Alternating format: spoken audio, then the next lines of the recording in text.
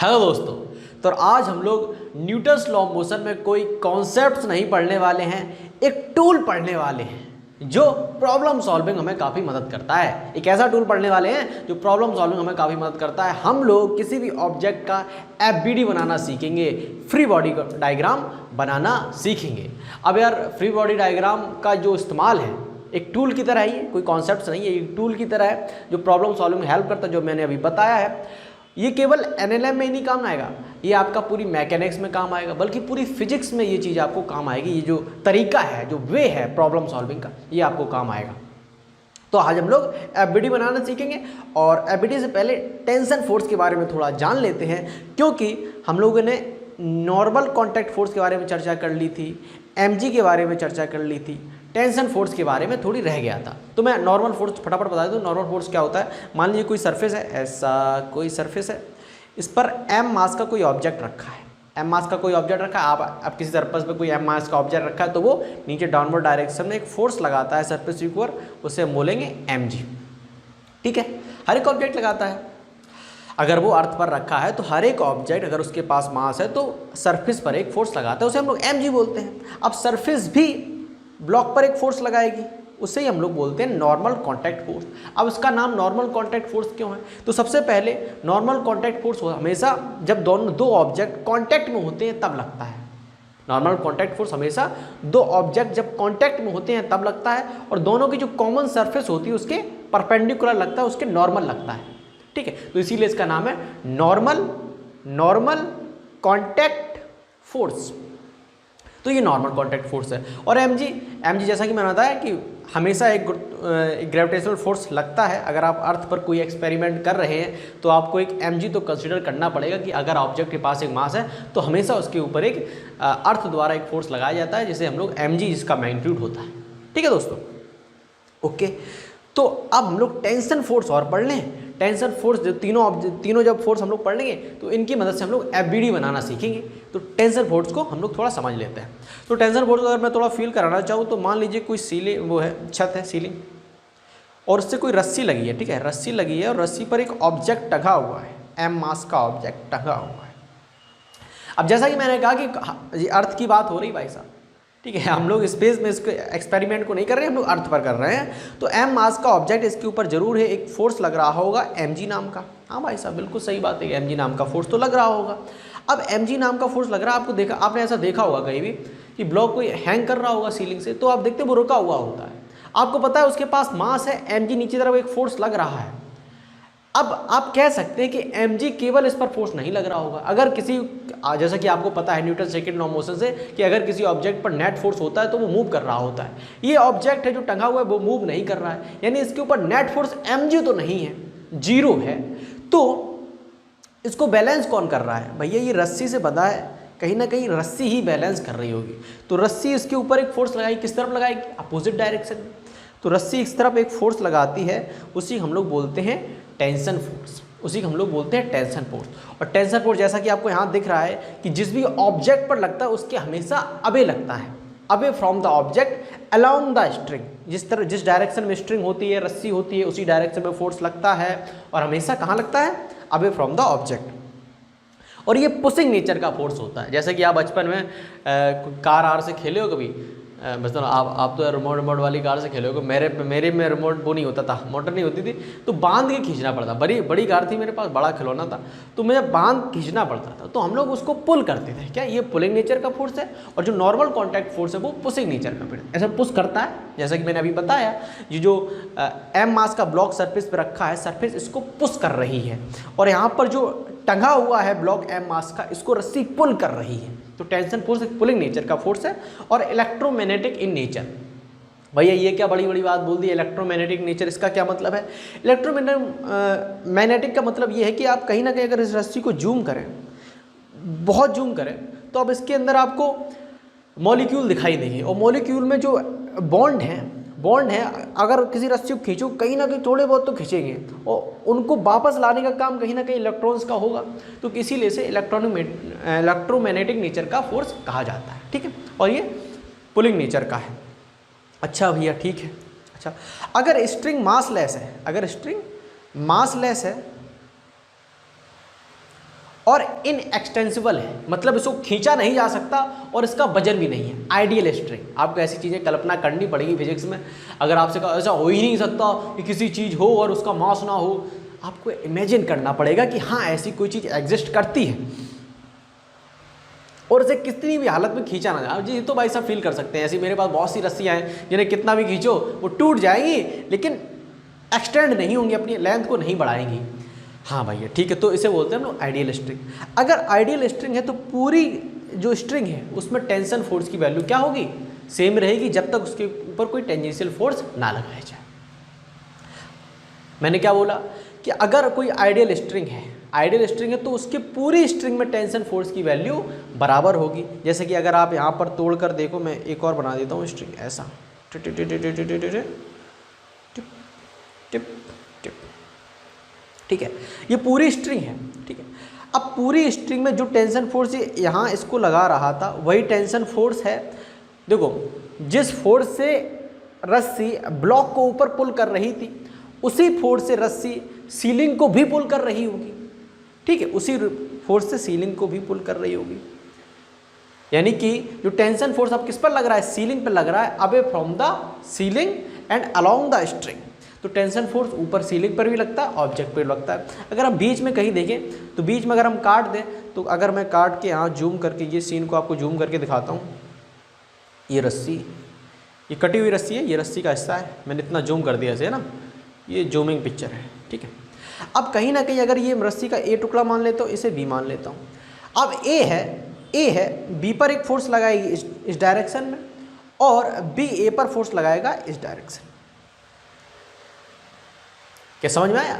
तो ये भी आपके क्या होंगे, टी होगा। और टेंशन की वैल्यू कितनी होगी, जितनी ये सीलिंग पर लगा रहा है और जितना ये ब्लॉक पे लगा रहा है उतना ही उसके रस्सी के बीच में भी टेंशन की वैल्यू होगी। तो ये बात आपको समझ में आई दोस्तों? क्या ये बात आपको समझ में आई?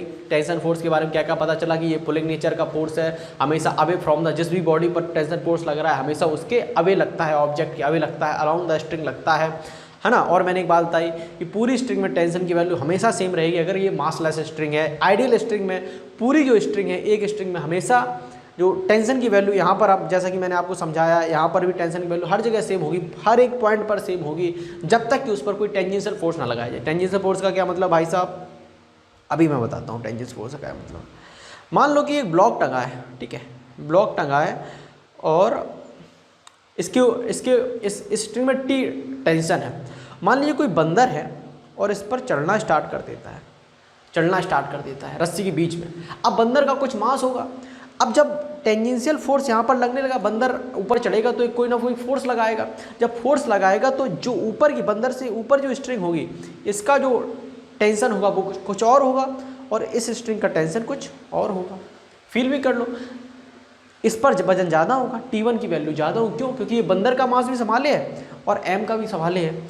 T2 का टेंशन कम हुआ क्योंकि सिर्फ इसे M मास का ऑब्जेक्ट को ही संभाले। सिंपल सी ऑब्जर्वेशन थी, सारी हम लोगों ने चर्चा कर ली है। अच्छा, अब मैं थोड़ा इसे साफ कर देता हूँ, फिर मैं आपको थोड़ा और समझाता हूँ टेंशन फोर्स के बारे में। आपने कभी टग एंड वॉर खेला है? टग एंड वॉर दोस्तों, दो टीम्स होती हैं, इधर रस्सी खींच रही होती है, दूसरी टीम उधर रस्सी खींच रही होती है। ठीक है, तो उसमें रस्सी का एक काम होता है, उसी का हमें काम भी है, उसी को हम समझा भी रहे हैं, उसी के टेंशन फोर्स के बारे में बता रहे हैं जो कि रस्सी की वजह से प्रोड्यूस होता है।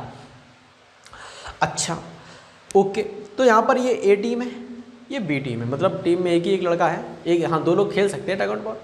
अब दोनों एक दूसरे को खींच रहे हैं, तो आप देखते हैं कि जब भी आप अगर खेला हो तो जब भी आप खींचते हैं तो आप देखते हैं कि रस्सी आपको उधर खींच रही होती है, तो वही तो टेंशन फोर्स है। रस्सी आपको किधर खींचेगी? इस तरफ खींचेगी। अब जैसे बी टीम वाला वो भी खींच रहा है, वो देखता है कि रस्सी भी हमें उस तरफ खींच रही है, तो इसको भी टेंशन फोर्स सेम मिलेगा दोस्तों। इस तरह से फील करा जा सकता है टेंशन फोर्स को। अच्छा, अब आप देखो, अगर आप ध्यान से देखो, वैसे समझा दिया सारी बातें मैंने, फिर भी टेंशन फोर्स कांटेक्ट जरूरी नहीं कि ऑब्जेक्ट कांटेक्ट में हो, रस्सी बीच में आती है। और ये अगर एक सिस्टम है, ये ए है और ये बी है, तो इन दोनों पर कौन लगा रहा है फोर्स? रस्सी फोर्स लगा रही है। बी टीम पर कौन फोर्स लगा रहा है? टेंशन फोर्स लगा, रस्सी लगा रही है। ए पर कौन टेंशन फोर्स लगा रहा है? रस्सी लगा रही है। अब कोई कहे भाई साहब टी की वैल्यू टी और जे टी है, ये दोनों एक्शन रिएक्शन पेयर हो सकते हैं क्या? तो मैं कहूँगा ये एक्शन रिएक्शन पेयर नहीं होंगे। ये Newton third law of motion अगर कहना चाहिए कि Newton third law of motion यहाँ पर लागू हो रहा है, तो मैं कहूँगा बिल्कुल भी लागू नहीं हो रहा है, क्योंकि Newton third law of motion क्या होता है कि किसी एक बॉडी ने दूसरी बॉडी फोर्स लगाया, दूसरी बॉडी भी उस बॉडी पर एक फोर्स लगाती है। यानी कि थर्ड लॉ ऑफ मोशन में दो बॉडीज़ का कंसिडर करा, दो बॉडी को हम लोग एनालाइज करते थे। यहाँ पर तीन बॉडी हैं, एक टीम है, ए टीम, बी टीम और रस्सी। तीन सिस्टम में तीन लोग हैं, तो न्यूटन्स लॉ ऑफ मोशन यहाँ पर वैलिड नहीं है। क्यों नहीं है? क्योंकि Newton's third law of motion valid नहीं है, क्योंकि ए पर कौन फोर्स लगा रहा है? रस्सी। बी पर कौन फोर्स लगा रहा है? रस्सी। रस्सी फोर्स लगा रही है। अगर ए पर अगर बी फोर्स लगाता, बी पर अगर फोर्स लगाता तो होता एक्शन रिएक्शन। यहाँ पर दोनों पर रस्सी फोर्स लगा रही है, तीन लोग हैं सिस्टम में, इसीलिए आपका थर्ड लॉ ऑफ मोशन नहीं है। अच्छा जी, और मैं क्या बताना चाहता था इसमें, बस यही चीज़ मैं आपको यहाँ पर लिख कर बता देता हूँ, ठीक है, लिख कर बता देता हूँ। इलेक्ट्रोमैग्नेटिक नेचर मैंने बताया, कहीं ना कहीं इलेक्ट्रॉन्स का गेम होता है। Act only when in string is tight. Tug and war में यार अगर रस्सी ढीली है तो गेम हो ही नहीं रहा है, तभी टेंशन फोर्स लगेगा जब स्ट्रिंग टाइट हो। Always act away from the object and which it's acting, मतलब जैसे इस ऑब्जेक्ट पर अगर टेंशन फोर्स काम कर रहा है, ये टीम ए पर काम कर रहा है, तो हमेशा इसके अवे लगेगा, जैसा कि मैंने अभी आपको बताया। Okay, it is force applied by a string on a object और force applied by a one part of string और रिमेनिंग पार्ट ऑफ स्ट्रिंग। मतलब ये स्ट्रिंग के द्वारा किसी ऑब्जेक्ट पर लगाया हुआ फोर्स हो सकता है टेंशन फोर्स, या जो स्ट्रिंग जैसे कि ये देखो, ये पूरी स्ट्रिंग है, ये स्ट्रिंग है। अब मान लीजिए कि ये ऑब्जेक्ट है, अब अरे यार मैं फील करा सकता हूँ, ठीक ठीक ठीक ठीक। आप एक रस्सी हाथ में एक धागा में एक डेला बांधो, आप मतलब पत्थर बांधो या फिर कोई भार वजन वाली चीज़ बांधो और अपनी उंगली में ऐसे लपेटो और ऐसे करे रहो कुछ देर, तो आपको लगता है कि यार ये जो रस्सी है मेरी उंगली को नीचे खींच रही है, तो वो उंगली पर आपके टेंशन फोर्स लगा रही है। क्या लगा रही है? टेंशन फोर्स लगा रही है। मैं यही समझा रहा था, हाँ, टेंशन फोर्स लगा रही है। और नीचे जब रस्सी आप देखते हैं तो रस्सी के हर एक हिस्से पर रस्सी भी अगर जैसे कि मैंने जूम करके बताया था, ए और बी करके बताया था, तो रस्सी भी कहीं ना कहीं एक दूसरे पर टी करके फोर्स लगा रही थी अगर आइडियल स्ट्रिंग है तो। रिमेनिंग पार्ट ऑफ स्ट्रिंग, फिर का tension in massless string remains constant throughout the string if no tangential force acting along the string. मैंने समझाया बंदर का एग्जाम्पल देखिए आपको। अच्छा, तो कुछ एग्जाम्पल हैं, जैसे कि एम मास का ब्लॉक है, तो बताइए भाई इस एम मास के ए पर टेंशन फोर्स किस तरफ लगा है? सोच के बताइए, सिंपल सी बात भाई साहब, ऊपर की तरफ लग रहा होगा, ऊपर की तरफ टेंशन फोर्स लग रहा होगा। सीलिंग पर बताइए, सीलिंग से भाई साहब नीचे की तरफ लग रहा है। ओके, सही है। इस पर बताइए, ये मैं मान लिया एम मास का, ये 2m मास का ऑब्जेक्ट है, बताइए टेंशन फोर्स 2m मास के ऊपर कहाँ लग रहा है? भाई साहब हमेशा away from the object along the string. अच्छा जी, तो इस ऑब्जेक्ट पर m पर किधर लग रहा है? m पर भाई साहब एक t लग रहा है, इसे मैं T1 बोल देता हूँ। अब स्ट्रिंग बदल गई है, स्ट्रिंग बदल गई, यहाँ पर टेंशन लगेगा, लेकिन क्या T1 लगेगा? ना, T2 लगेगा, क्योंकि इस स्ट्रिंग पर टेंशन डिफरेंट होगा, क्योंकि स्ट्रिंग बदल चुकी है। जैसे कि मैंने अभी आपको बताया था कि अलग अलग स्ट्रिंग में टेंशन फोर्स की वैल्यू अलग अलग होती है। मैथमेटिकली कभी किसी भी कंडीशन में सेम आ सकता है, लेकिन फिजिकली हम लोगों को याद रखना है कि अलग अलग स्ट्रिंग में टेंशन की वैल्यू अलग अलग होती है। हमेशा उसको T1 T2 से रिप्रेजेंट करना है, या और T3 अगर जितनी भी स्ट्रिंग है उस तरह रिप्रेजेंट करना है। तो ये सीलिंग पर कितना फोर्स लगा रहा होगा? T2 लगा रहा होगा पूरी स्ट्रिंग में। इस पूरी स्ट्रिंग में टेंशन की वैल्यू कितनी है? हर एक पार्ट की टेंशन वैल्यू कितनी है? T2 है, और इस पर कितनी है? T1 है। अच्छा दोस्तों, टेंशन फोर्स बिल्कुल सरल है, समझ में आया होगा, हमेशा अवे फ्रॉम द बॉडी, ये आपको समझना है। इस पर कहाँ लग रहा होगा? ये मैंने क्या बताया, तो सरल था। एम मास का ऑब्जेक्ट है, इसके ऊपर इधर टेंशन फोर्स लगेगा, और ये सीलिंग पर भी डाउनवर्ड डायरेक्शन में एक टेंशन फोर्स लगाएगा। अच्छा जी, एक 2m मास, चलो कोई m मास का ऑब्जेक्ट है, इस पर टेंशन फोर्स बताओ, टेंशन फोर्स बताओ भाई साहब। टेंशन फोर्स हमेशा away from the object along the string. Away from the object ये नहीं कि नॉर्मली लगे, हमेशा कोई कह दे कि भाई साहब अवे फ्रॉम द ऑब्जेक्ट तो टेंशन फोर्स इधर लगेगा, नहीं भाई साहब, हमेशा स्ट्रिंग की तरफ लगेगा। जिस तरफ स्ट्रिंग होगी उसी तरफ कॉन्टैक्ट फोर्स लगेगा, ए नॉर्मल स्ट्रिंग फोर्स लगेगा। और ये जो है इस तरफ लगेगा, इसका अगर T1 कहेंगे, इसको हम T2 कहेंगे, इसको हम T2 कहेंगे। ये हो गया अपना टेंशन फोर्स को दिखाने का तरीका। अच्छा, टेंशन फोर्स समझ गए, नॉर्मल कॉन्टैक्ट फोर्स समझ गए, कोई बड़ी बात नहीं थी, समझाना कोई है ना, कोई बड़ी बात नहीं थी। अब फ्री बॉडी डायग्राम एफबीडी बनाना चाहिए, जिस टूल की मैंने बात करी थी कि जो बहुत इंपॉर्टेंट है आपके लिए, उसको अब हम लोग समझ लेते हैं कि एफबीडी कैसे बनाते हैं। सबसे पहले एफबीडी का मतलब क्या होता है कि किसी सिस्टम में, जैसे कि फिजिक्स हम लोग इस तरह ही काम करते हैं, जब बहुत कॉम्प्लेक्स चीज़ होती है तो एक छोटा सा पार्ट उठाते हैं उसको पढ़ने के लिए।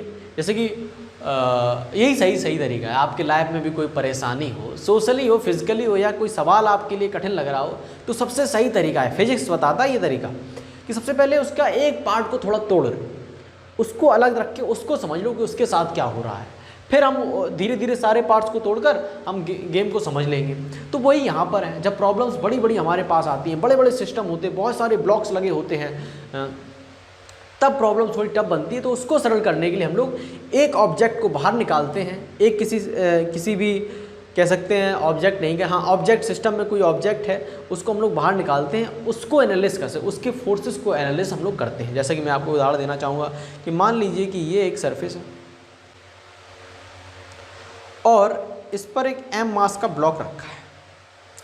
अब m मास का ब्लॉक रखा है और इसके ऊपर एक रखा है 2m मास का ब्लॉक। एक 2m मास का ब्लॉक छोटा हो गया, कोई नहीं, मतलब इसकी डेंसिटी थोड़ी ज़्यादा होगी। अच्छा, एक सरफेस है, उसके ऊपर एक m मास का ब्लॉक रखा है और m मास के ऊपर 2m मास का ब्लॉक रखा है।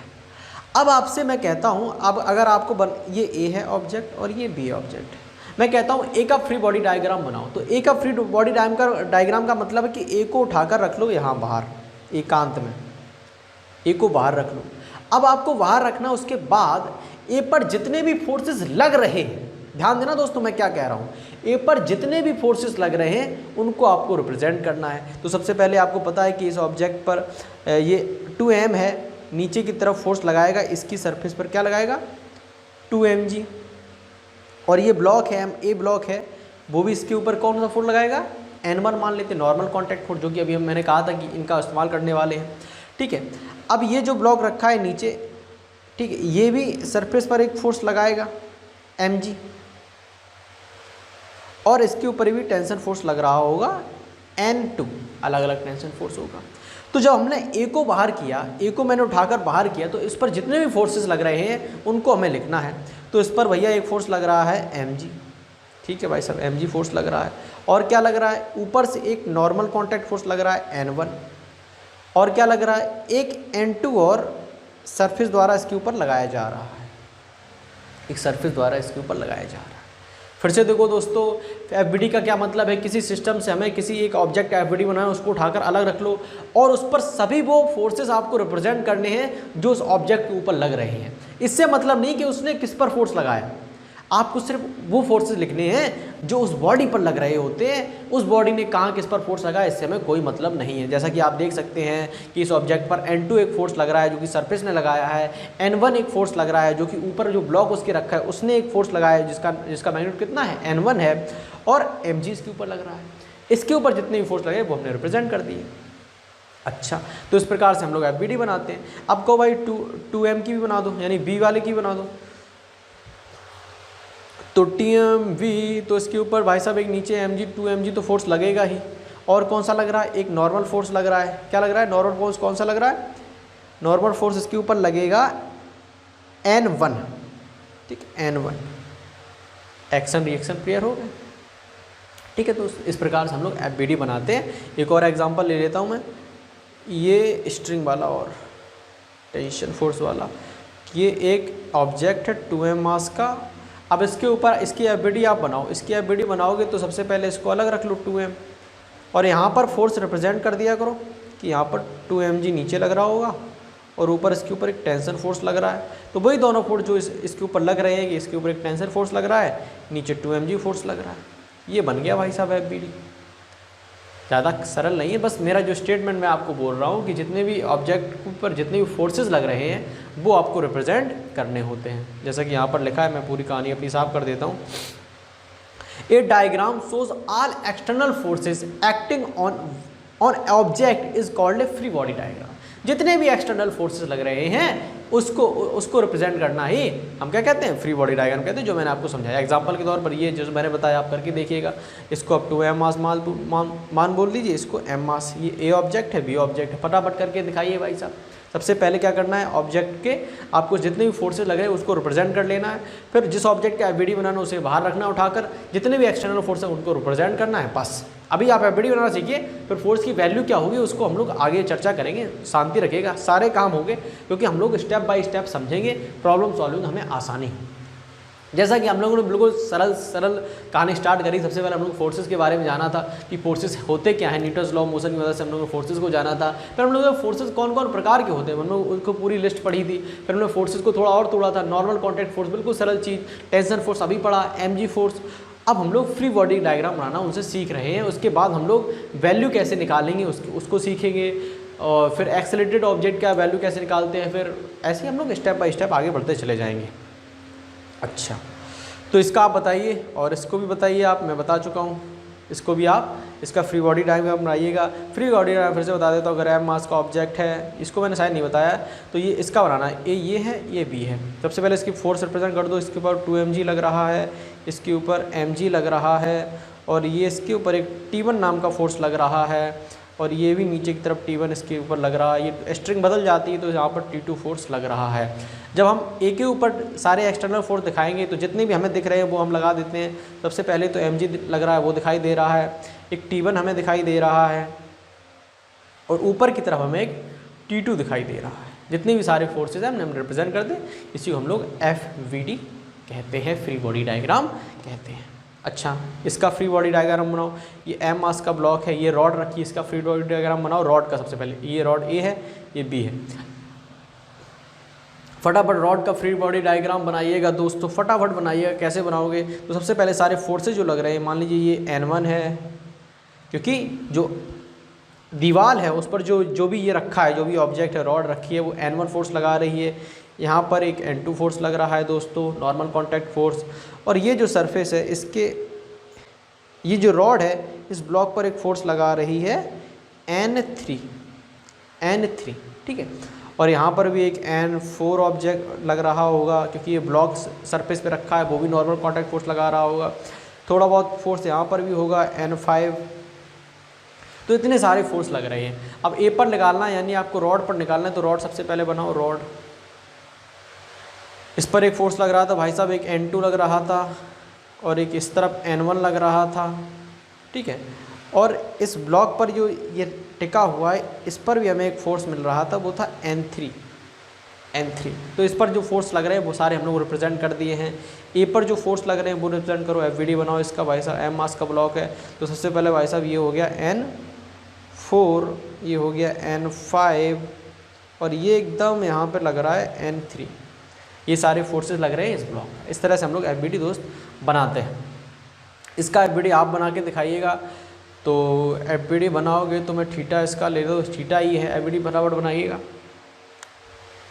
इसको मैं थोड़ा सीधा कर देता हूँ, ये ऐसा, ये इस यहाँ पर कोई लगा है, यहाँ पर आप बनाइएगा FVD। कैसे बनाओगे, सबसे पहले पता है भाई साहब, यहाँ पर एक mg फोर्स इसके ऊपर लग रहा है, और यहाँ पर एक नॉर्मल फोर्स लग रहा है, और ये एक टेंशन फोर्स इसके ऊपर लग रहा है। एक टेंशन रस्सी कनेक्ट है तो टेंशन फोर्स इस डायरेक्शन में लग रहा है। तो दिखाना है, बड़ा आसान है दिखाना। अगर चाहो तो mg कंपोनेंट कर लो, नहीं तो ऐसे ही रहने दो, कोई बड़ी बात नहीं है। तो आपको ऐसा ब्लॉक m बनाना है, चलो कंपोनेंट कर लेते हैं। तो ये होगा थीटा, तो ये होगा mg cos थीटा, ये होगा mg sin थीटा। अब सारे फोर्स दिखाओ, तो इस तरफ एक टेंशन फोर्स लग रहा है, इस तरफ लग रहा है mg cos थीटा, बिल्कुल डाउनवर्ड डायरेक्शन में, और ये लग रहा है नॉर्मल, और इस तरफ लग रहा है mg sin थीटा। तो ये बन गया इसका FVD। सरल है दोस्तों, आसान है। सिर्फ उस ऑब्जेक्ट पर लगने वाले सारे एक्सटर्नल फोर्स हमें दिखाने होते हैं, सारे एक्सटर्नल फोर्स हमें दिखाने होते हैं। ओके, इस तरह हम लोग काम कर सकते हैं। इसका बताइए दोस्तों, m मास का ब्लॉक है, तो सबसे पहले ये सेंटर अगर है तो इसके ऊपर सरफेस से कनेक्टेड है तो नॉर्मल कॉन्टैक्ट फोर्स लगेगा, ठीक है, सेंटर की ओर, इसे N1 बोल देते हैं। और ये जो दीवार है जिससे ये कनेक्टेड गोला सटा हुआ है, ये भी एक N2 फोर्स लगाएगा। तो इस पर तो दो ही फोर्स लग रहे हैं, एक और भाई साहब फोर्स लग रहा है, शायद मैंने पीछे भी मिस करा क्या। हाँ, फिलहाल तो इसमें mg अगर मैं रिप्रेजेंट करना चाहूँ तो कर ही सकता हूँ। यहाँ पर भी mg लग रहा है दोस्तों, एक mg फोर्स लग रहा है। तो कितने फोर्स लग रहे हैं, अगर ये मैं गोला बनाना चाहूँ तो एक हो गया N1, N2, और mg। n1 अरे n1 तिरछा है, ऐसा है n1, ये n1 नहीं है, ये फोर्सेस लग रहे हैं। इस तरह FBD बनाते हैं। अब इसका आप ट्रायंगल का आप बना के दिखाइए, बैच का आप बना के दिखाइएगा। तो इस प्रकार से हम लोग FBD बनाते हैं। किसी ऑब्जेक्ट के सारे एक्सटर्नल फोर्स को हमें रिप्रेजेंट करना होता है। अब इनकी प्रॉब्लम सॉल्व में ये देखिए आगे कितना मदद करते हैं। तो आगे हम लोग पढ़ने वाले हैं इक्विलिब्रियम, ट्रांजिशनल इक्विलिब्रियम, जिसमें हम लोग वैल्यू हैं, कभी हमसे नॉर्मल कॉन्टैक्ट फोर्स की वैल्यू पूछ दी जाएगी, कभी हमें टेंशन फोर्स की वैल्यू पूछ दी जाएगी। तो उनके बारे में हमें जानना है कि कैसे वैल्यू निकालें। FBD बनाकर हम किसी भी ऑब्जेक्ट पर लगने वाला कोई अननोन फोर्स है उसकी वैल्यू कैसे निकालें। जैसे यहाँ पर टेंशन फोर्स है, हमें पता नहीं टेंशन फोर्स की वैल्यू क्या है, हमें पता नहीं नॉर्मल कॉन्टैक्ट फोर्स की वैल्यू क्या है, वो हम लोग ट्रांजिशनल इक्विलिब्रियम पढ़ेंगे तब वहाँ पर समझें। तो अगली वीडियो हम लोग वो लेके आते हैं। चलिए दोस्तों।